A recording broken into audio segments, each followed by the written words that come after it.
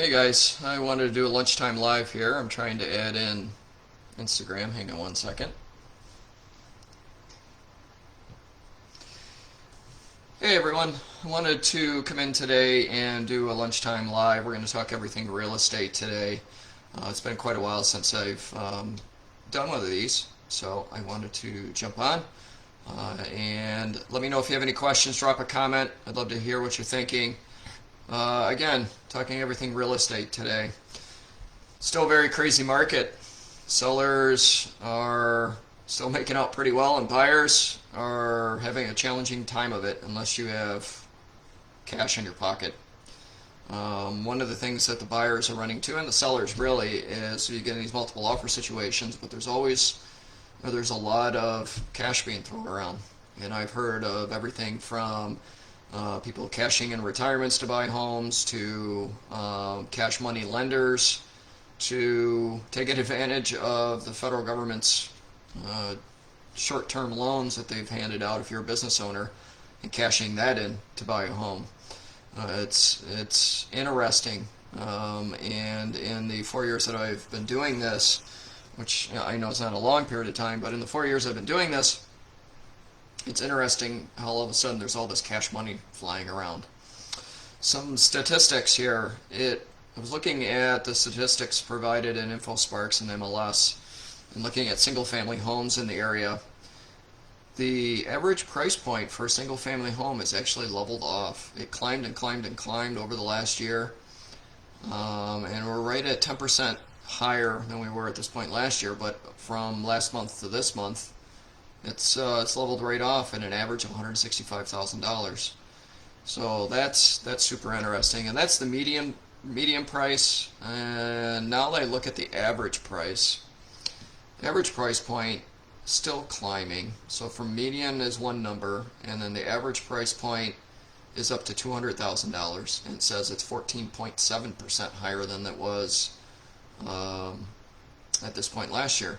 So, and it's gone up just about $2,000, an average of $2,000 per single-family household here in Central New York. So that's kind of interesting.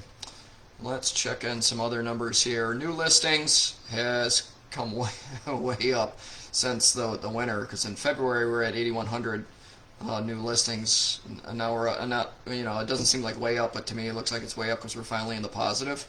It's at 8,778, which is 2.8% higher than this point last year, and it's climbing. It's better. We're still well ingrained in a seller's market because your month supply is the sign, and month supply to come out of a seller's market to go into a shift would have to be greater than 3 month supply of a home, and we are flat, steady at 1.9. So month supply is at 1.9%. Another interesting number is if you're selling your home, the average home on the market is, let's see here, 7 days. Still 7 days. I believe it was 7 days. No, it was 8 days last month. So 7 days. So it doesn't take very long to sell a house. Most of the good and great homes are sold within a weekend. They get listed on Thursday or Friday, and they're sold by Monday. And anything more typical out of that is within a week, it's going to have an offer accepted and sold. Closed sales are up. They're up 3.3%, which is great. And pending sales actually have come down. There has been some buyers that have kind of let off the gas, postponed their searches, and just trying to wait out the storm proverbial storm that's gone on. The thing is all indications right now is the real estate market here locally is going to stay the way it is until the end of the year. There are some other factors in play that I've talked about. The other factors in play are inflation. We have increase in prices for gasoline prices, cost of goods, cost of living. That's all increased. Fuel prices, I believe I said. So with inflation, that can influence the bond rates. It can influence mortgage rates and interest rates.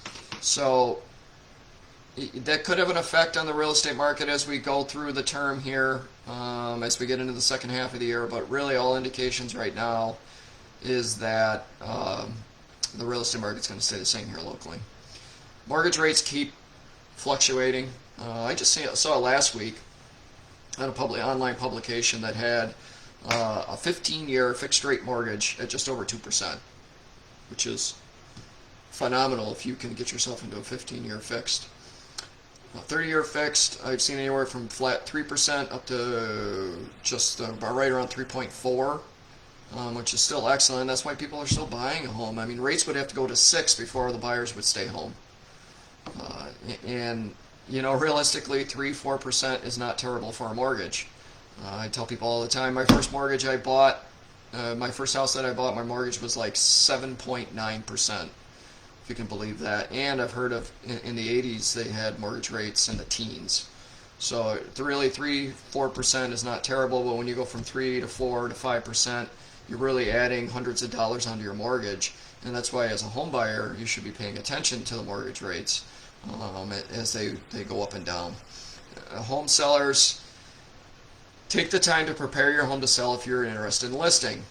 And the more things you can get done as far as like curb appeal and cleaning and decluttering, that kind of stuff, the more of that stuff you can get done prior to listing your home, the better chances you have of selling your home quickly. The other part of that is listing it for the right price. It's working with a real estate professional in order to find comparable sales and market value of your current home based on bedrooms, bathrooms, square footage, amenities. It all plays a factor in coming to terms on a value for your home before you list it. Buyers, take the time not only to secure your funding through a mortgage lender, getting a pre-approval, pre-qualification. In some cases, there's a couple of lenders that are doing commitment letters right out the gate and putting a mortgage application through underwriting, which is excellent. But knowing your budget and knowing that you may have to do a search that's $20,000 or $25,000 less than your max in order to secure a home, because you may need to be that competitive. There's a difference in 2 or 3 offers on a home and 10 or 12 offers on a home and how competitive you have to be. It's funny because home inspections are almost just not a factor. Because of 6, 8, 10 offers on a home, there's many buyers, no matter what the age of the home is, if it's in good shape, they're just going to waive the home inspection and possibly purchase a home warranty in order to have that peace of mind and give a little extra insurance policy on the purchase they're about to make and the biggest asset they're ever going to own. But do I recommend not doing a home inspection? No, because if it's an older home, old homes come with old problems. I just had a buyer run into that. Luckily, this buyer did a home inspection, and old homes come with old problems. What do I mean by an old home? 1920s, 1930s. If it's a home that was built in 2016, you can almost waive the home inspection because the chances of having any kind of major issues are pretty low, because the roof's original in 2016 home. The roof is 5 years old, furnace, central air, hot water tanks, all 5 years old. So it hasn't even scratched the surface of extending its lifespan. I just wanted to touch on a lot of these things that are going on in real estate. It's continuing to be a very challenging time, but that's why it's very important to have that team in your corner: real estate agent, your mortgage lender, real estate attorney, home inspector. It's very important to have these people in your corner in order to manage this, the biggest asset you're ever going to own.